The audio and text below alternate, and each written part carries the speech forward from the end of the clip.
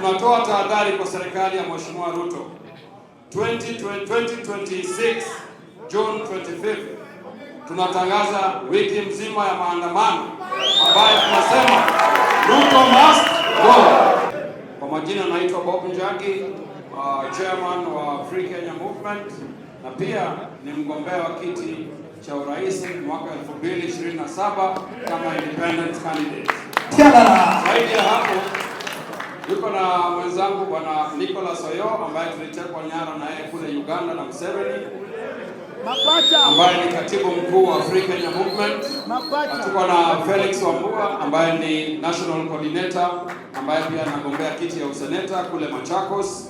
Niko na Peter Muli ambaye ni director communications na ni wakili wetu ambaye pia anasimama pale Machakos County.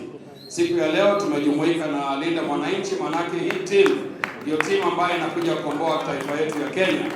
Tumezunguka nao kuanzia Kitengela, tulikuwa kule Kitengela, tukaenda Kakamega, tukarudi Makuyuni, tukiwa na mheshimiwa wa Kimilu, na tukamalizia pale Narok.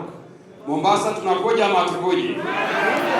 Vile tumependa kusema wakati wa ukombozi umefika na sisi haturudi nyuma.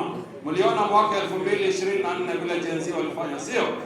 Tunatoa tahadhari kwa serikali ya Mheshimiwa Ruto.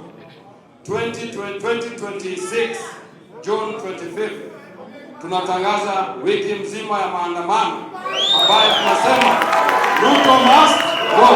Manake sisi hatungojei 2027. Wale ambao wanasema one term, na ningependa pia kueleza bwana Sifuna, kuna wengine wanasema one term, lakini ni wale walipiga kura ya yes wakati ya 2024.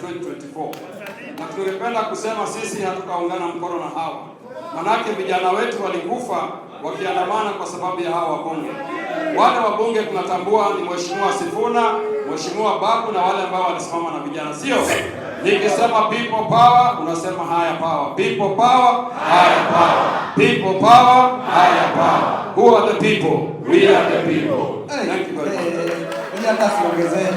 Haya.